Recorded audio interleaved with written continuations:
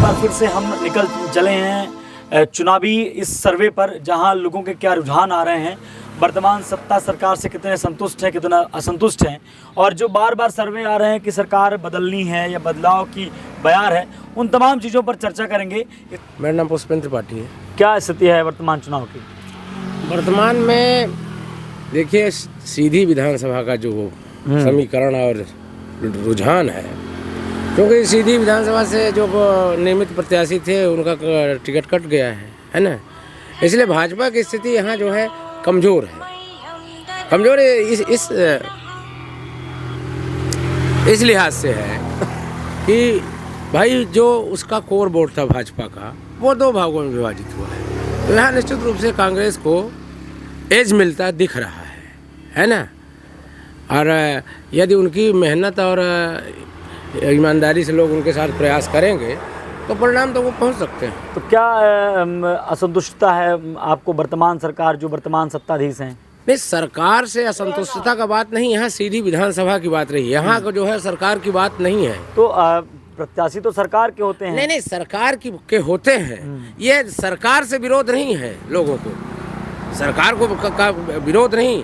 यहाँ पे मैंने जो कैंडिडेट थे, जो समीकरण की बात है, सामान्य रूप से भाजपा ने जो गेम खेला था, भाजपा ने जो भाई चुनावी घोषणा की थी, चुनाव के पहले जो लाडली बहना का वो था, उसका भी प्रभाव है, ये बात नहीं कही सकती। लेकिन जो भाजपा का कोर वोट था वो दो भागों में विभाजित हो गया, इसलिए कांग्रेस को यहाँ एज है। मैं सीधी विधानसभा के परिप्रेक्ष्य में बात कर रहा हूँ। बिल्कुल सीधी विधानसभा की।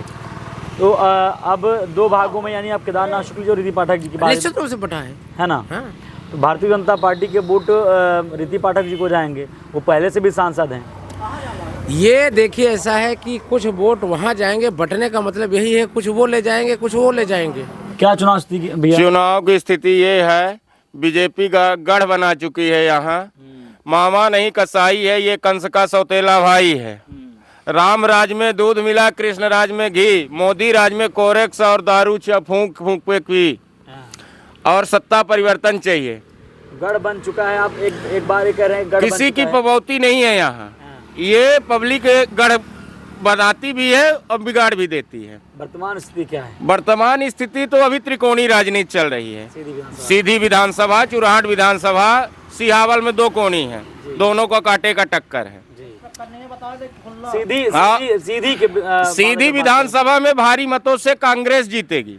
अच्छा। हाँ, और चुराहट विधानसभा में असंतुष्ट क्यों है वर्तमान सरकार से या कि भाजपा से? भाजपा से असंतुष्ट इसलिए है कि यहाँ पुलिस गुंडागर्दी हो रही है, कोरेक्स भरपूर मात्रा में बिच रहा है, गांजा भरपूर मात्रा में, पकड़े गए विधायक जी हलो किए, छूट गए।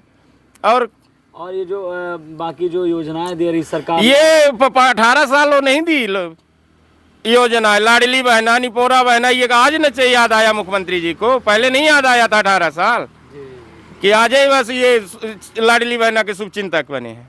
अच्छा, तो रोजगार के बारे में क्या ख्याल? रोजगार को तो लंगड़ कर दिए हैं, सब नीचे रख के शिवराज सिंह और प्रधानमंत्री जी सो रहे हैं। हाँ, रोजगार क्या है बताते, पकौड़ा तलो। अब युवा क्या सोचता है वर्तमान? सत्ता परिवर्तन चाहिए, यहाँ सत्ता परिवर्तन की लहर है। अच्छा, हाँ, इस बार तय है। चलिए, बहुत धन्यवाद। क्या नाम भैया? प्रवीण सिंह चौहान। क्या स्थिति है वर्तमान में सीधी विधानसभा की? स्थिति बदलाव की है। बदलाव की है जी। तो वर्तमान में भारतीय जनता पार्टी के विधायक रहे हैं, और जो मध्य प्रदेश सरकार है वो भारतीय जनता पार्टी की है।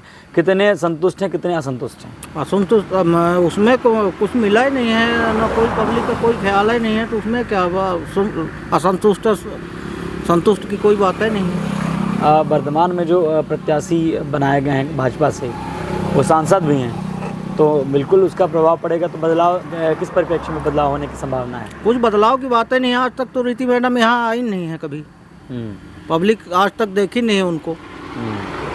खासकर हमारे गांव में देवघटा के निवासी हैं हम, तो यहाँ हम आज तक तो एक दिन सभा उनकी हुई थी तो 10-5 लोग थे वहाँ। जी। तो अब सीधी में बदलाव की स्थिति है?